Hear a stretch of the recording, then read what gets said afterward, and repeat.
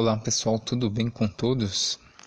Vamos fazer aqui um estudo interessantíssimo, que muitos usam como uma doutrina sobre a tal maldição lançada a Jeconias.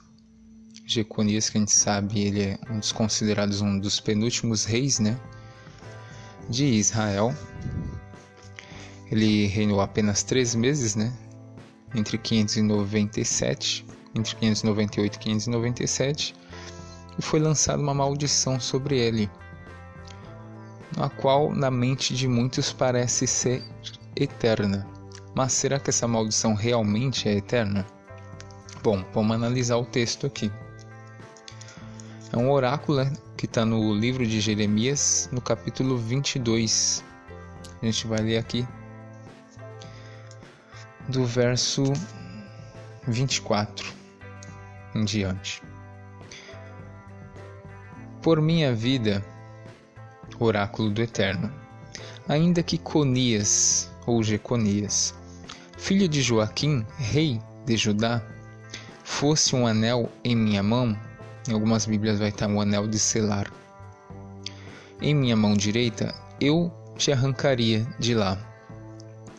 Eu te entregarei nas mãos daqueles que procuram a tua vida, nas mãos daquele que tu temes, nas mãos de Nabucodonosor, rei da Babilônia, e nas mãos dos caldeus. Lançarei a ti e a tua mãe, que te gerou, para uma terra estrangeira, onde não nascestes, mas onde morrereis. Mas para a terra para onde eles desejam retornar, não retornarão. Ou seja, o que ele está querendo dizer aqui? Eles estão numa época que eles estão indo para o cativeiro da Babilônia. Deus está falando que ele não vai retornar. Verso 28. É porventura vaso sem valor quebrado esse homem, esse Conias, ou utensílio que ninguém quer? Aqui é uma pergunta e não uma afirmação. Por que foram expulsos ele e sua raça e lançados numa terra que eles não conheciam? Terra, terra, terra, escuta a palavra do Eterno. Assim disse o Eterno: inscrevei esse homem, sem filhos, alguém que não teve sucesso nos seus dias. É importante frisar isso daqui, nos seus dias.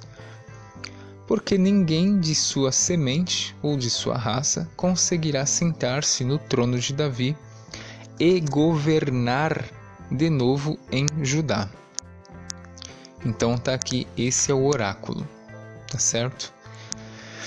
Temos alguma problemática aqui. Depois a gente sabe, segundo a narrativa de 2 Crônicas 36, vamos dar uma olhadinha aqui. Vou ler aqui 2 Crônicas 36, verso 9. Jeconias tinha 18 anos quando começou a reinar, e reinou 3 meses e 10 dias em Jerusalém. Fez o mal aos olhos do Eterno. No fim do ano, o rei Nabucodonosor mandou prendê-lo. Aqui é por volta de 597, tá, pessoal? E conduzi-lo à Babilônia, junto com os objetos preciosos do templo do Eterno, e constituiu Zedequias, seu irmão, como rei sobre Judá e Jerusalém. Aí depois você vê Zedequias, no verso 11. Em 2 Reis 24 a gente também vai ter essa narrativa. Vamos para 2 Reis capítulo 24. Deixa eu ver, 2 Reis 24, verso 8, quando está falando de Jeconias. Jeconias ou Joaquim, tinha 18 anos quando começou a reinar, e reinou 3 meses em Jerusalém. Sua mãe chamava-se Noesta, era filha de Eunatã e natural de Jerusalém. Ele fez o mal aos olhos do Eterno, como havia feito seu pai. Naquele tempo, os oficiais de Nabucodonosor, rei da Babilônia, marcharam contra Jerusalém e a cidade foi sitiada. Isso aqui foi em 597. Nabucodonosor, rei da Babilônia, veio em pessoa atacar a cidade, enquanto seus soldados a sitiavam. Então Joaquim, rei de Judá, foi ter com o rei da Babilônia, ele e sua mãe. Seus oficiais são dignatários, e seus eunucos, e o rei da Babilônia os fez prisioneiros. Isso foi no 8º ano do reinado, mas no caso do rei da Babilônia. Certo? A gente tem Zedequias aqui, né? Como reinando em seu lugar. Vamos lá. Vamos voltar para agora Jeremias, capítulo 52. O que diz aqui? A gente vai ver sobre Zedequias. O que aconteceu com Zedequias, pessoal? Zedequias era o rei, né? Jeremias 52, verso 10 diz o quê? E o rei da Babilônia matou os filhos de Zedequias diante de seus olhos, e também os príncipes de Judá, e ele matou em Rebla. Vazou então os olhos de Zedequias e atou com correntes de bronze. E o rei da Babilônia o conduziu à Babilônia e o colocou no cárcere até a sua morte. Ou seja, de onde que ia vir esse Messias? Porque Zedequias que reinou no lugar, e Zedequias ele teve seus filhos mortos e também ele morreu. E aí? Essa maldição, se ela for eterna, esquece Messias. Será que realmente ela foi eterna? Pelo visto não, porque não tem sentido, porque no próprio capítulo 23, que é a continuação do texto, onde a gente leu, que ninguém ia mais governar Judá, da raça de Jeconias, o que diz aqui em Jeremias 23?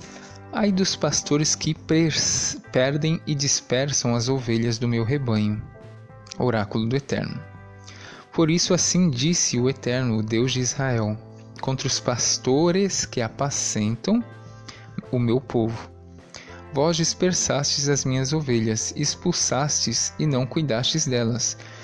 Eis que vos castigarei pela maldade de vossas ações. Oráculo do Eterno.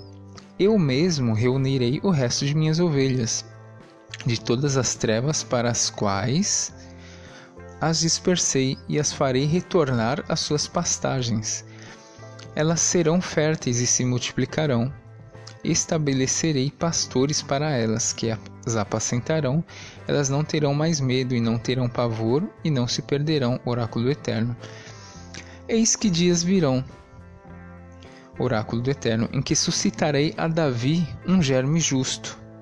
Ou seja, vai ter um rebento davídico. Ele tinha que vir de Jeconias. Um rei reinará e agirá com inteligência. Exercerá na terra o direito e a justiça. Aí o que está falando aqui? Em seus dias, ou seja, nos dias dessa pessoa aqui, desse rebento davídico, Judá será salvo.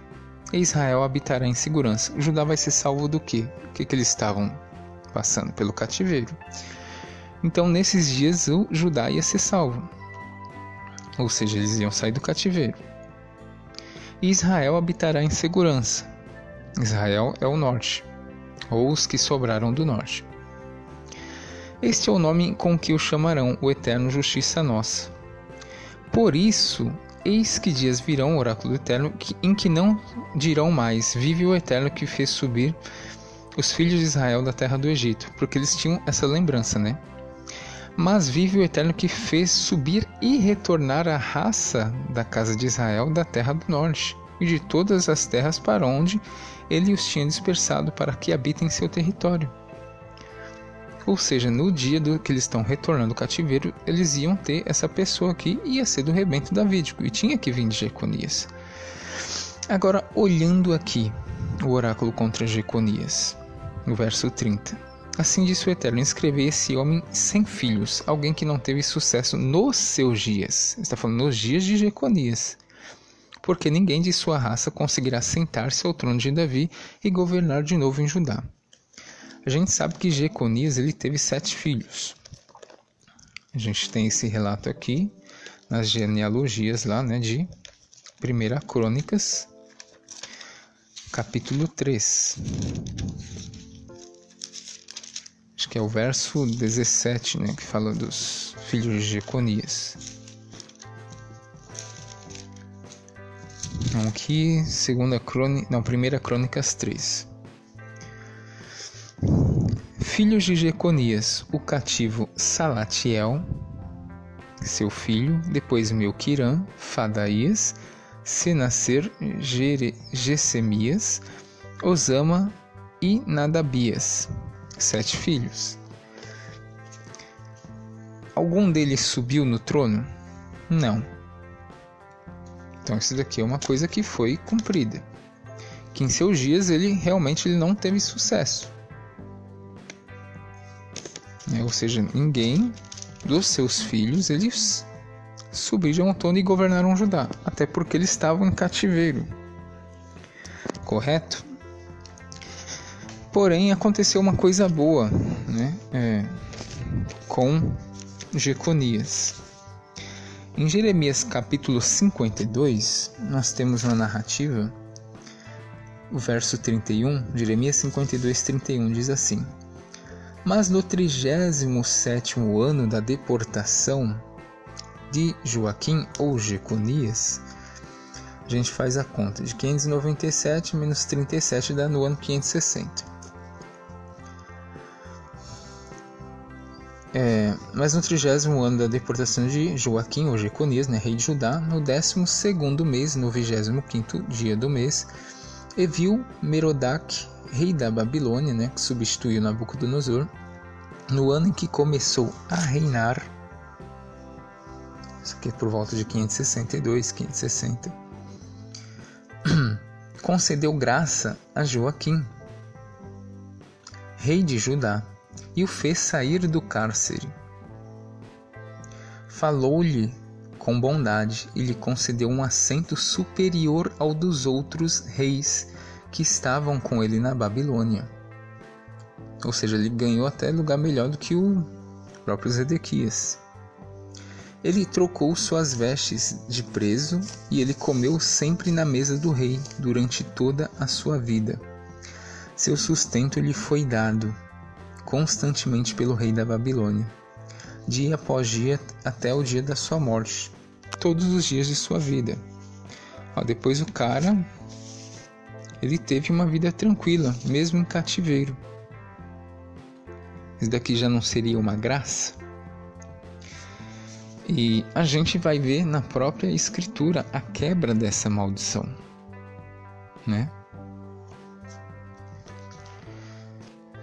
Vamos lá. Vamos retornar ao texto da maldição aqui. Jeremias 22. Assim disse o Eterno, verso 30, Escrever esse homem como se estivesse sem filhos, Alguém que não teve sucesso nos seus dias. Realmente, nos dias dele, ele morreu lá na Babilônia. Embora depois se reverteu a sorte dele, ele teve paz no fim dos dias. Ele fala aqui, porque ninguém de sua raça conseguirá sentar-se no trono de Davi e governar de novo em Judá, ou seja, dentre os filhos dele. Qual é a palavra que está sendo lançada aqui? Olha só, vamos ver uns versos acima. Verso 24. Por minha vida, oráculo do Eterno, ainda que Conias, filho de Joaquim, rei de Judá, fosse um anel de selar em minha mão direita, eu te arrancaria. Vamos observar essa expressão anel de selar.